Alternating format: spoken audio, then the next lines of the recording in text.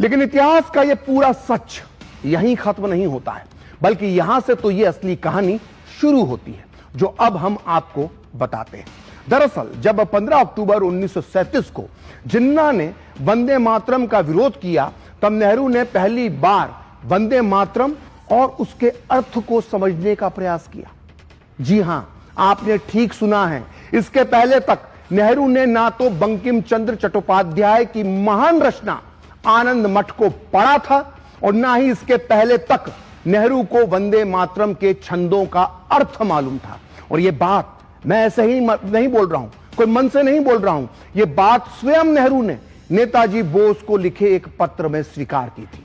सोचिए, पूरी कांग्रेस पिछले 80 साल से यह साबित करती है कि नेहरू बहुत पढ़े लिखे व्यक्ति थे। लेकिन हैरत की बात है कि कांग्रेस के अध्यक्ष बनने के बाद तक, यानी 1937 तक, नेहरू ने ना तो आनंद मठ पढ़ा था और ना ही वंदे मातरम के छंदों का अर्थ उन्हें मालूम था। और यह साबित करने के लिए मैं आपको दिखाता हूं वो पत्र जो नेहरू ने 20 अक्टूबर 1937 को नेताजी सुभाष चंद्र बोस को लिखा था। और यह पत्र प्रकाशित हुआ है selected works of Jawaharlal Nehru की सीरीज 1 के वॉल्यूम 8 के पेज नंबर 187 पर, जिसमें नेहरू नेताजी बोस को लिखते हैं कि प्रिय सुभाष, मुझे आनंद मठ का एक अंग्रेजी अनुवाद मिल गया है और वर्तमान में मैं उसे पढ़ रहा हूं ताकि गीत का बैकग्राउंड समझ सकूं। ऐसा प्रतीत होता है कि यह बैकग्राउंड मुसलमानों को उत्तेजित कर सकता है। इसके अलावा भाषा की कठिनाई भी है जिसे अधिकांश लोग समझ नहीं पाते। मैं स्वयं भी इसे डिक्शनरी की मदद के बिना समझ नहीं पा रहा हूं। इसमें कोई संदेह नहीं कि वंदे मातरम के खिलाफ जो हल्ला मच रहा है वो बहुत हद तक सांप्रदायिक तत्वों ने कृत्रिम रूप से पैदा किया है।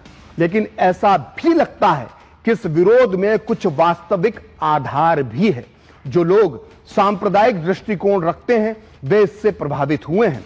जो भी कदम हम उठाएं वह सांप्रदायिक भावनाओं को संतुष्ट करने के लिए नहीं, बल्कि जहां वास्तविक शिकायतें हों उन्हें दूर करने के लिए होना चाहिए। तो सुना आपने, वंदे मातरम पर जब विवाद हुआ तो नेहरू ने तब जाकर आनंद मठ पढ़ा, और वो भी अंग्रेजी में। इतना ही नहीं, वंदे मातरम का अर्थ जानने के लिए उन्हें डिक्शनरी भी खोलनी पड़ी। तो है ना गजब का ये पूरा सच। लेकिन अब वंदे मातरम से जुड़ा नेहरू का एक और सच जानते हैं। तो जब नेहरू की अध्यक्षता में कांग्रेस कार्य समिति ने वंदे मातरम के टुकड़े कर दिए तो उस समय इसका भारी विरोध हुआ। आम भारतीय जनता के मन में कांग्रेस के इस मुस्लिम तुष्टीकरण वाले फैसले से बुरी तरह से निराशा हाथ लगी। उस समय अखबारों में भी इस फैसले की आलोचना की गई, जिसके बाद 30 अक्टूबर 1937 को नेहरू ने अपने एक भाषण में वंदे मातरम को लेकर सफाई दी। लेकिन इस सफाई से यह बात साफ हो जाती है कि मुस्लिम तुष्टीकरण की वजह से ही कांग्रेस ने और नेहरू ने वंदे मातरम में बदलाव किया था। आप खुद सुनिए नेहरू ने क्या कहा था, जो प्रकाशित हुआ है selected works of Jawaharlal Nehru की सीरीज 1 के वॉल्यूम 8 के पेज नंबर 341 पर। उस दिन नेहरू कहते हैं कि वंदे मातरम की गहराई से जांच करने पर हमें लगा कि इसके एक दो बातों पर आपत्तियां की जा सकती हैं। गीत में कुछ ऐसे शब्द हैं जिन पर कुछ लोग सचमुच आपत्ति कर सकते हैं। नेहरू आगे कहते हैं कि यदि ऐसा है तो हमारे पास उन आपत्तियों का कोई ठोस उत्तर नहीं है। हम पूरे 35 करोड़ भारतीयों के बारे में सोच रहे थे, ना कि केवल बंगाल की जनता के बारे में।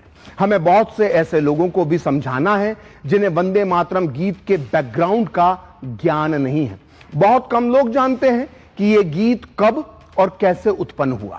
इस बैकग्राउंड को ना जानने के कारण हुई गलतफहमियां इससे पैदा हुई हैं, जो एक तरह से सही भी हैं। नेहरू आगे लिखते हैं कि वंदे मातरम के पहले दो छंद ऐसे हैं जिन पर किसी को भी आपत्ति नहीं हो सकती, लेकिन इस गीत के बाकी हिस्से में ऐसी विचारधारा, प्रतीक और रूपक हैं जिन्हें कई लोग स्वीकार नहीं कर सकते। नेहरू कहते हैं कि ध्यान रहे, हम पूरे भारत के लिए एक राष्ट्रीय गीत की बात कर रहे हैं, इसलिए यदि कोई ऐसी विचारधारा है जिसे कई लोग निष्कपट भाव से स्वीकार नहीं कर सकते तो वो विचारधारा राष्ट्रीय गीत के लिए उपयुक्त नहीं है। तो ये साफ साबित होता है कि मुस्लिम तुष्टीकरण की वजह से वंदे मातरम में से ये बाकी के छंद हटाए गए थे और मुस्लिम तुष्टीकरण करने के लिए नेहरू ने यह फैसला लिया था और ये सफाई